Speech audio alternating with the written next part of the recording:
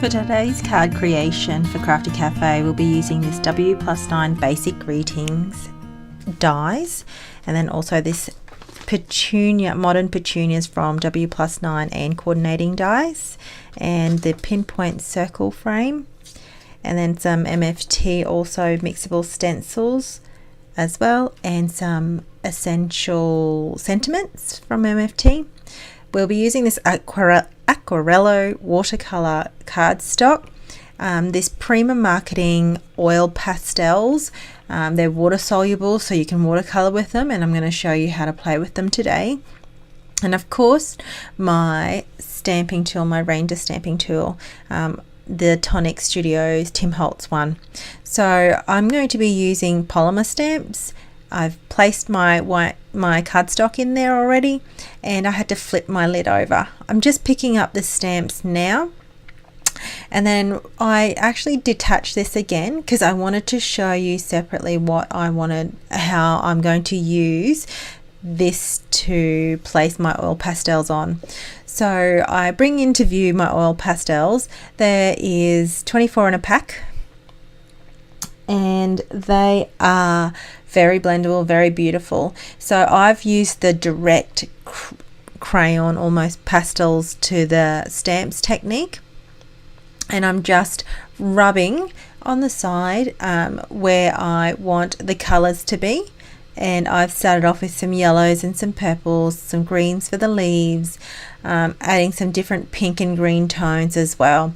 So these are really great to blend with one another. So if if you're after a particular color, and you can just pretty much mix and match to achieve the color that you want. So I spent a bit of time rubbing all the actual crayons all over it.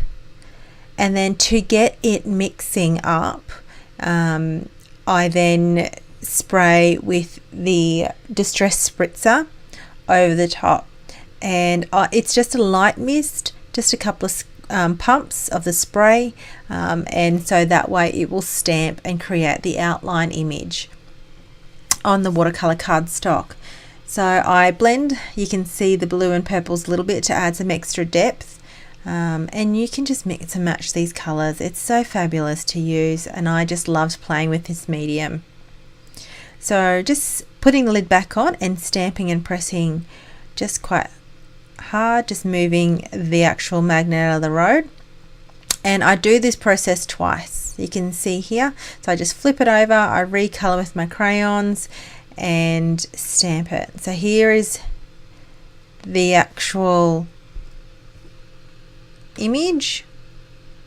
Now with my aqua brush, I just start to add some water and blend in the actual stamped image, and just blending that in. Now the more color I want and the more color I want to add, I just pick up and rub my aqua brush on the actual oil pastel and just pick up some color and then color with it. So I'm just blending it out, adding moisture first, and then when I'm ready, I actually just pick the color up directly. This can be as little or as much color as you want. You can see there I did a quick test on the side there to see how much color and what the vibrancy is like. They're really quite vibrant. I love the impression that it gives. It stamps really well. You can make this as crisp as an image as you want, depending on the water that you place on there. So you can see me really mixing the colors up. I'm just picking them up and just blending that in on the watercolor cardstock. Because I'm not overly blending, you could easily have used normal white cardstock that doesn't pill, like a good quality. I was just playing it safe today and used watercolor cardstock. So you see the overall colored image. And now I show you another technique here by using a particular sandwich through my big shot. Using a stencil, I can create almost like an embossed image, like you would an embossing folder. So I've just adhered this down with washi tape. I use my tab 1 platform. I've got my plates, my rubber mat, and then I bring into view, because I forgot to add, I wanted an extra bit of cushion, so I've added, like a chipboard. I really wanted that circles to be a deeper impression and really stand out, because I was going to also die cut in the center, and I really didn't want to miss out on getting a really good impression. So I pass that through the Big Shot back and forth, and then I slowly peel off, and you can see this deep impression that it has left on my card front. Isn't it fabulous? This has just opened up a world of just playing around with oil stencils other than adding whatever you usually do with them. So I thought it was really great. Now I've got the Pinpoint memory box circle frame here, running that through the Big Shot. Just one pass was able to cut it just fine. I loved the actual detail of this die, and you can see the outside of the actual, it looks like you've pierced that. Now I've die cut these with the coordinating dies, and I'm just really now playing around here on a design. I really didn't have anything in mind.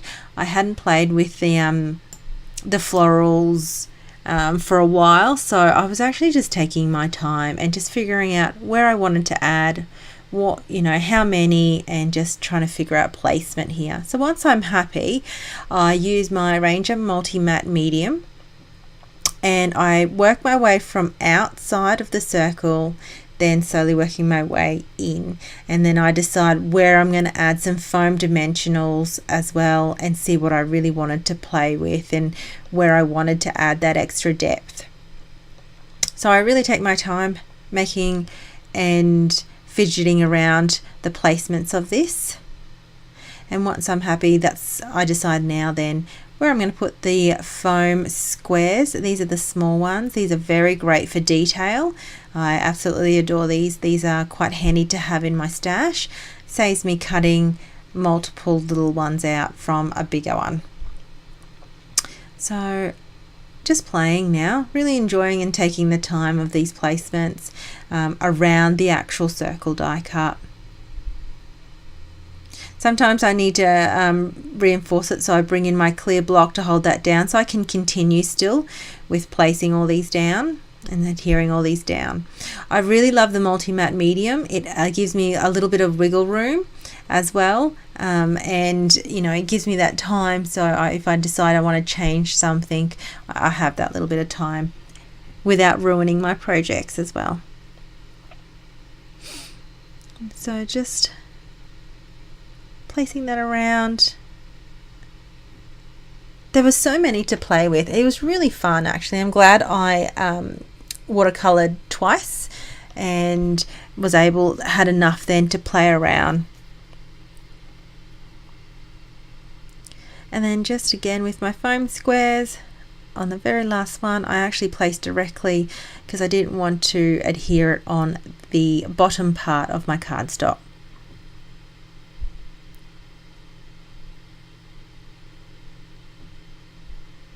And there you go, I'm quite happy with that placement. Now for the sentiment, I had a leftover piece of alcohol. I've been playing with alcohol inks a lot, and I had a leftover piece, so I actually just used the Friends from W+9, die cut it out, and ran that through the Big Shot.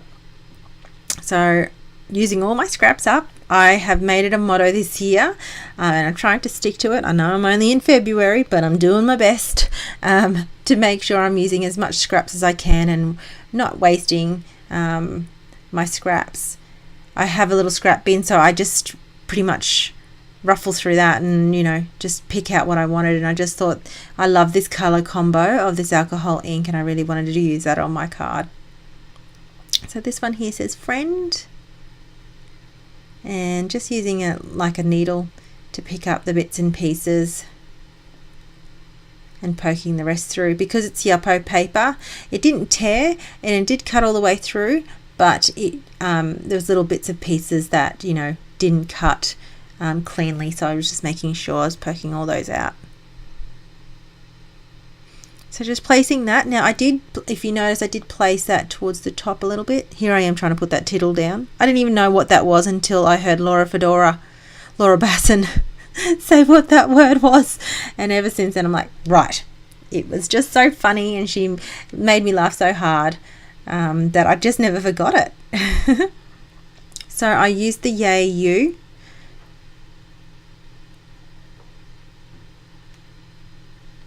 And just had fun with that. So just stamping that. Now I used the actual Distress Oxide Violet for that one. And that's my card. Very simple, hey? But it was so much fun. I hope you enjoy your watercolour mediums as well, and dust yours off and have fun. Thanks for watching the Craftie Cafe Design Team card creation. Bye.